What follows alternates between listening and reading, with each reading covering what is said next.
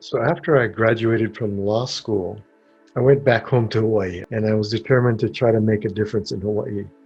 But I also had a feeling that this wasn't for me because I didn't see my future in private law practice.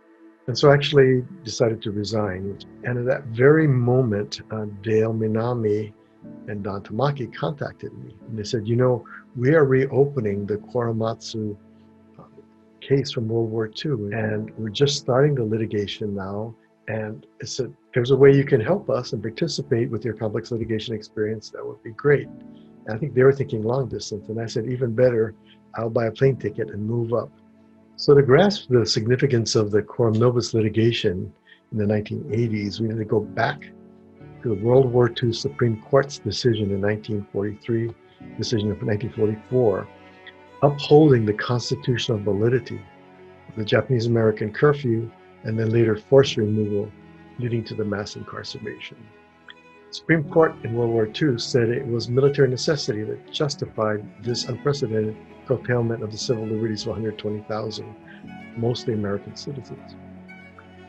It turns out that the Supreme Court's decision, issued by Justice Black, who had been a former member of the Ku Klux Klan, that majority decision was based on significantly, fraudulently fabricated facts about national security.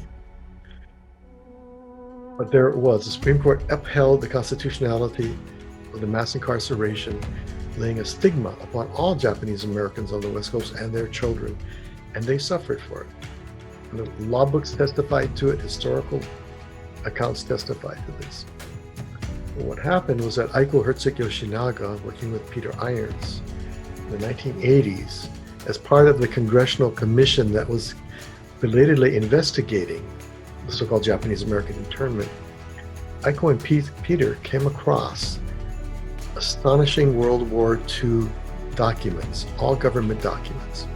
And those government documents showed what Peter later described as a scandal beyond any other scandal in legal history. And it showed that the Justice Department and the War Department not only knew there was no military necessity for the mass incarceration, but they actually cooked the books to justify it in the courts. Fabricated evidence, changed other evidence, suppressed clear evidence by all of the relevant intelligence services, FBI, FCC, Office of Naval Intelligence, all saying there is no national security justification for this mass action against a single racial group. Because all that had been suppressed and doctored, the Supreme Court had a faulty record. They were probably leaning to uphold Roosevelt anyway, but based on this faulty record in the 1980s, the Quorum Nobis litigation was filed.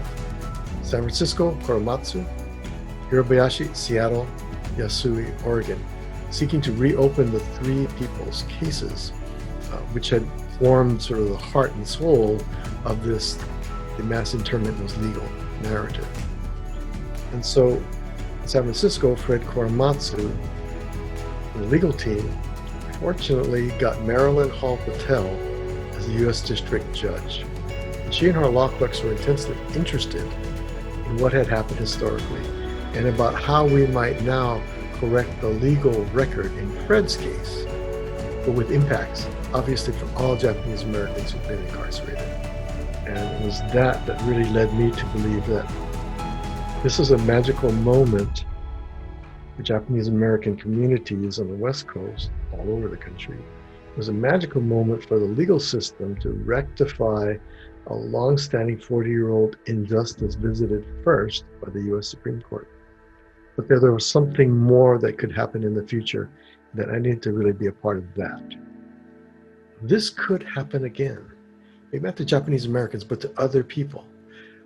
The government could popularly vilify a group, scapegoat a group for political reasons in order to gain sort of support from majoritarian impulses or fear, because of fear. So I began to research and write about, could this happen again, and what are the lessons to draw from Korematsu, Hirabayashi, Yasui? And so I was able to publish that piece initially, and that opened the door for my being hired to teach at the University of Hawaii Law School.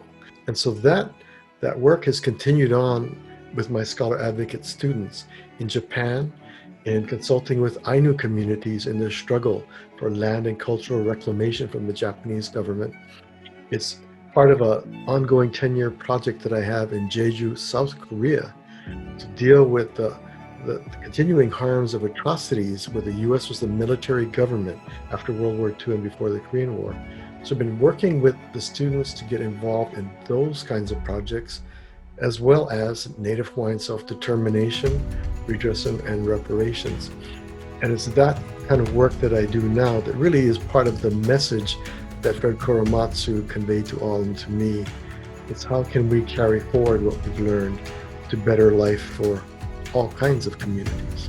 It's my hope, if it's possible, to realize the impact of this award and working with Korematsu is beyond even nationally, that the scope is really international, and that the reach is so broad, and that I'm getting this Trailblazers award, but it's really Korematsu and everything that's come after that's really paved the way for this. NAPABA proudly presents the 2020 Daniel K. Inouye Trailblazer Award to Eric Yamamoto.